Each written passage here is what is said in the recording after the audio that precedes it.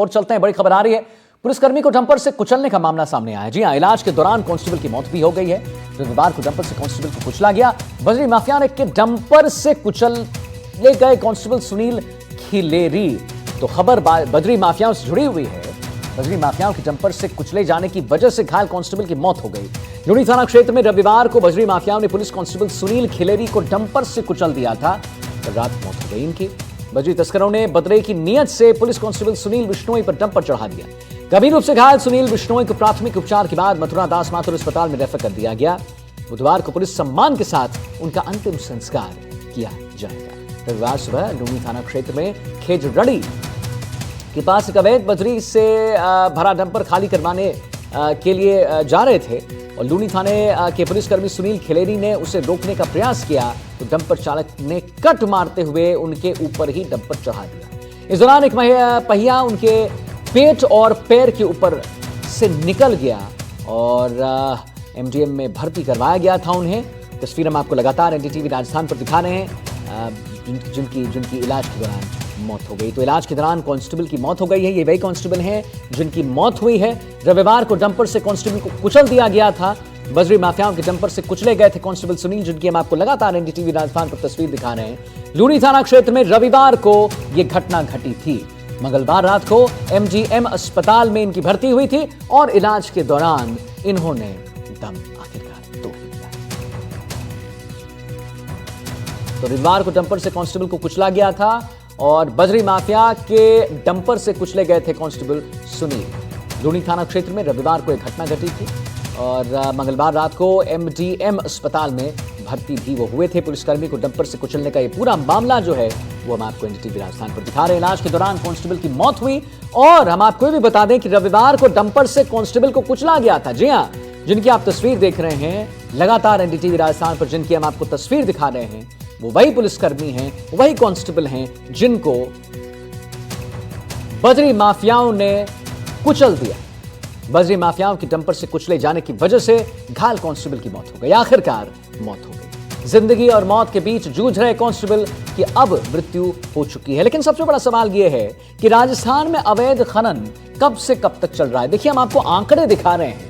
2019 और 20 की अगर बात कर रहे हैं तो 1648 मामले, 20-21 की बात करें तो 1563 मामले, है ना। 2021-22 की बात करें तो 1727 मामले, 22-23 की बात करें तो और भी ज्यादा मामले जो हैं वो बढ़ोतरी ही में दिख रहे हैं। तो राजस्थान में अवैध खनन साल और कितने मामले हैं वो हम आपको एनडीटीवी राजस्थान पर जो है वो हम आपको ग्राफिक्स के जरिए समझा रहे हैं। ये मामला तो समझा ही रहे हैं, लेकिन ये अवैध खनन का जो मामला है वो कब से चल रहा है और साल भर दर साल अगर आप देखेंगे तो बढ़ते ही जा रहा है। 23 और 24 में हालांकि 936 रहा, थोड़ा कम हुआ। 2019-20 की बात करें तो 1648 जो है मामले देखे गए।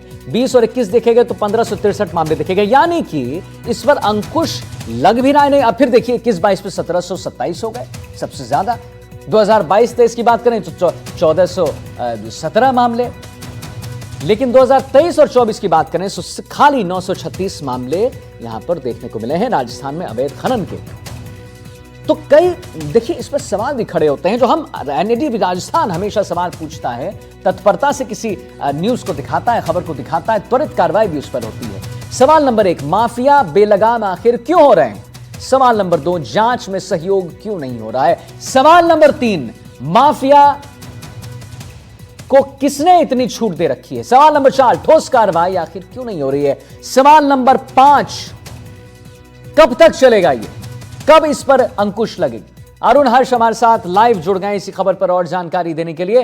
तो अरुण जी, ऐसा है कि लगातार ग्राफिक्स के जरिए हम अपने दर्शकों को भी दिखा रहे हैं, अवैध खनन में जो एक्शन हुआ है वो दिखा रहे हैं और अवैध खनन किस साल में कितना हुआ वो भी दिखा रहे हैं। मोटा मोटी अगर अरुण जी समझें तो इस पर अभी तक अंकुश नहीं लग पाया है।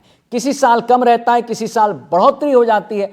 अंकुश आखिर क्यों नहीं। और हम सवाल भी पूछ रहे हैं अरुण जी, एनडीटीवी राजस्थान हमेशा सवाल पूछता है, हम सवाल पूछ रहे हैं कि अंकुश कब तक, कैसे इनके हौसले जो हैं इतने बुलंद हो जाते हैं कि साहब कांस्टेबल को घायल कर दिए, उनकी मौत हो गई। देखिए आदित्य, सबसे बड़ी बात यह है, जिस विभाग की ये जिम्मेवारी है वो विभाग सोया हुआ है। सबसे बड़ी बात यह है, खनिज विभाग के अंतर्गत जब आप देखिए राज्य सरकार ने एक स्पेशल टास्क फोर्स दे रखी है, आरएसी का जाब्ता दे रखा है, लेकिन उसके बावजूद खनिज विभाग के अधिकारी मौके पर नहीं आते हैं। और चूंकि सड़क दुर्घटनाएं ज्यादा होती है, ये अवैध बज्जी डंपर जो लापरवाही से चलाते हैं, उसको रोकने के लिए पुलिस अपनी तरफ से प्रयास करती है। पुलिस जब उनको रोकती है, उसके बाद में खनिज विभाग को कहा जाता है, उसके बाद काफी देर बाद जो है विभाग वहां पहुंचता है। तो जी। सबसे बड़ी लापरवाही अगर बात की जाए आदित्य, तो ये खनिज विभाग की है।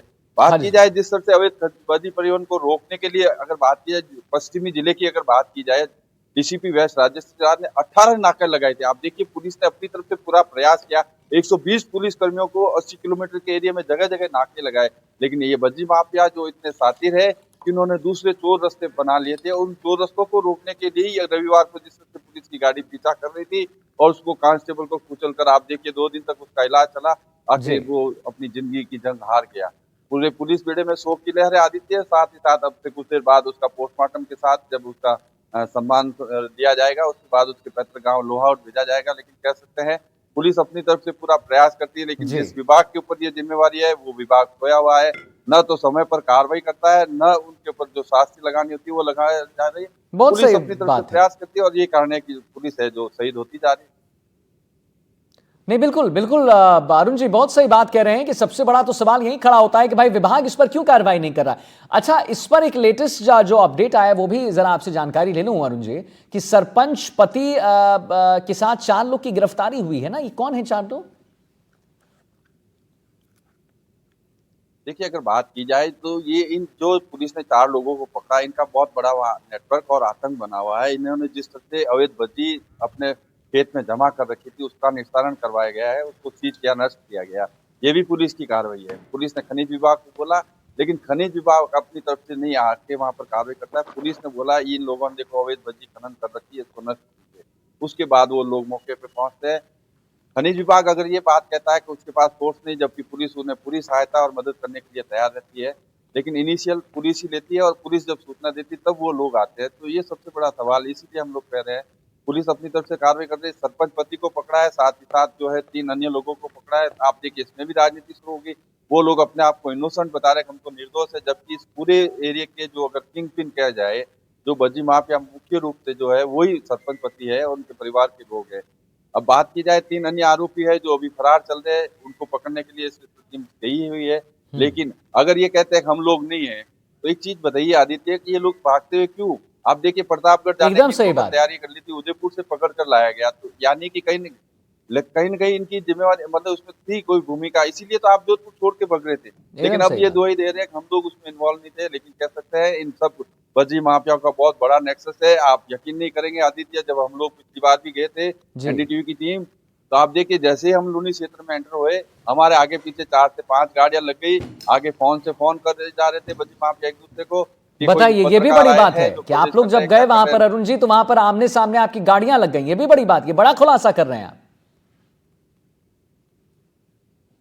लेकिन एक चीज और बताऊंगा, ये तो पत्रकार और सिविलियन है हम लोग, लेकिन जो पुलिस के रेंज आईजी जब पाली से जोधपुर की तरफ आ रहे थे, उस दरमियान एक मैसेज इंटरसेप्ट हुआ।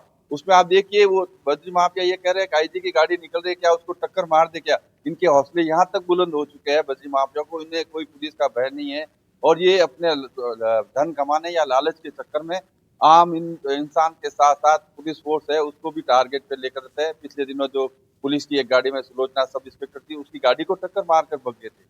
और अब ये रविवार को जिस तरह से पुलिस के कांस्टेबल के ऊपर जो गाड़ी चढ़ी है, आप देखिए पूरा हिस्सा नीचे का डैमेज हो गया था। डॉक्टरों ने 2 ऑपरेशन किए, अथक प्रयास किए, लेकिन इन सब के बावजूद जो है कांस्टेबल को बचाया नहीं सका। और अब कह सकते हैं कि पुलिस बेड़े में शोक की लहर है। अब देखना है पुलिस किस तरह से इस पर एक्शन लेती है। नहीं, बहुत बहुत धन्यवाद करेंगे आपका अरुण जी, महत्वपूर्ण जानकारी देने के लिए। और बिल्कुल आप